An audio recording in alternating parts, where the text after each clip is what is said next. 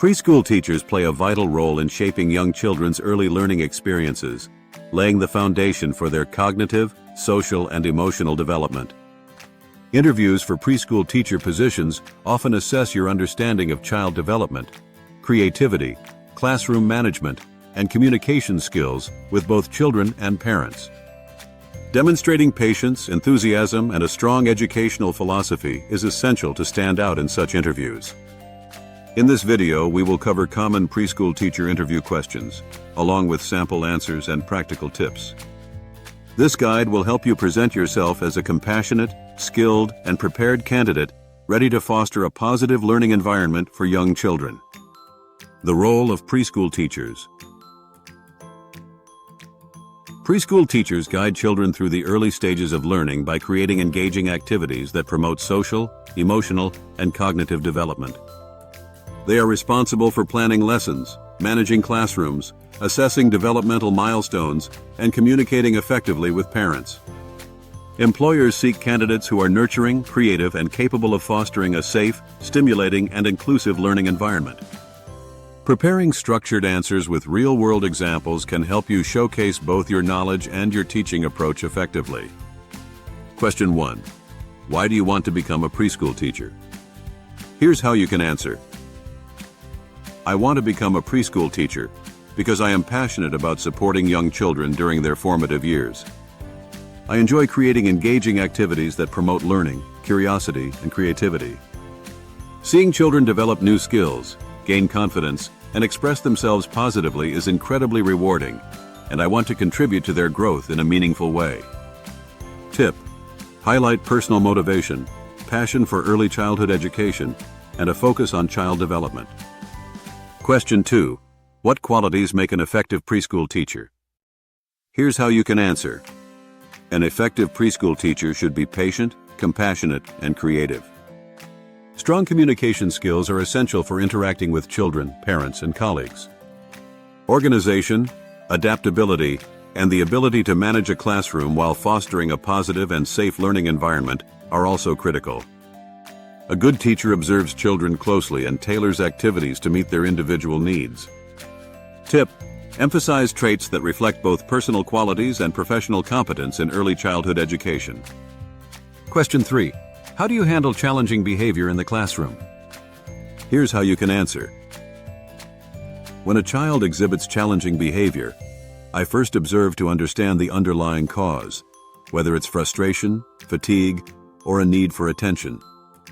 I respond calmly, redirect their energy to positive activities, and set clear, consistent boundaries.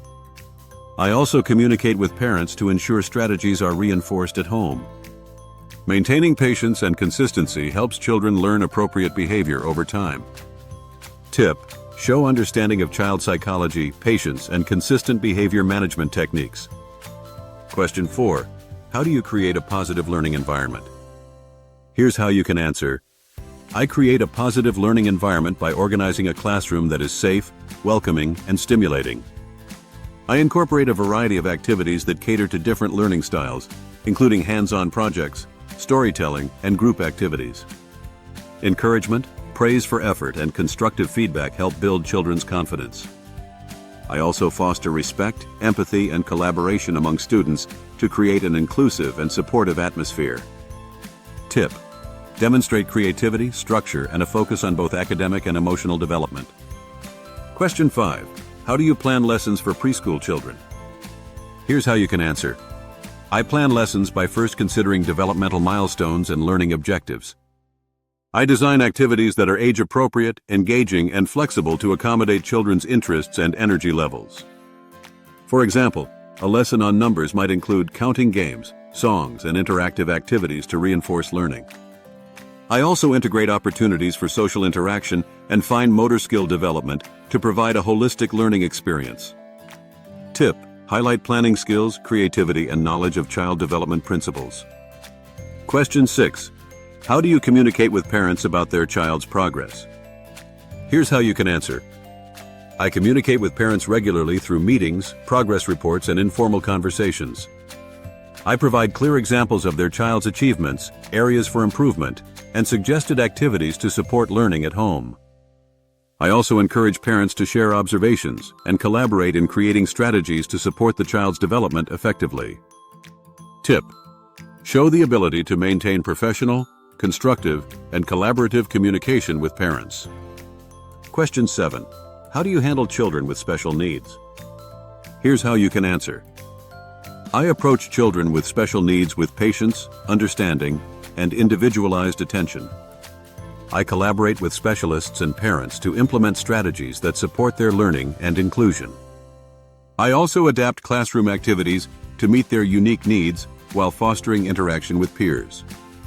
Ensuring a supportive environment helps children with special needs feel included and empowered to learn. Tip: highlight inclusivity, adaptability, and collaboration with professionals and families. Question 8. Can you describe a successful classroom activity you implemented? Here's how you can answer. In one classroom, I organized a themed week about plants. Children planted seeds, learned about the life cycle, and illustrated their growth in a creative journal. The activity integrated science, art, and fine motor skills. Children were engaged throughout, and parents provided positive feedback on the interactive learning experience. It reinforced curiosity and hands-on learning while being enjoyable. Tip: use concrete examples that showcase creativity, engagement, and learning outcomes. Question 9. How do you handle a child who is shy or withdrawn? Here's how you can answer. I provide a supportive and patient environment for shy children. I encourage participation through gentle prompts, one-on-one interactions, and activities that build confidence gradually. I pair them with supportive peers and celebrate small achievements to boost self-esteem. Observing their comfort level and adjusting my approach helps them gradually become more confident and engaged. Tip: demonstrate empathy, patience, and individualized strategies for diverse learners. Question 10. Why should we hire you as a preschool teacher? Here's how you can answer. You should hire me because I bring passion, creativity, and dedication to early childhood education. I have the skills to design engaging lessons, manage classrooms effectively, and communicate positively with both children and parents. I am committed to fostering a safe, inclusive, and stimulating environment where children can grow academically, socially, and emotionally. Tip: summarize motivation, skills, and dedication confidently, connecting them directly to the needs of the preschool. Final thoughts. Preschool teacher interviews assess both professional knowledge and personal qualities, such as empathy, creativity, and communication. Preparing structured answers, reflecting on classroom experiences, and demonstrating a clear understanding of child development will help candidates confidently showcase their readiness. Employers value teachers who can combine instructional skills with nurturing guidance to create a positive learning environment. By providing clear examples, demonstrating patience and creativity, and highlighting collaborative skills, preschool teacher candidates can leave a strong impression. Emphasizing dedication, adaptability, and a passion for early childhood education ensures that you are seen as someone capable of making a meaningful difference in children's foundational learning experiences.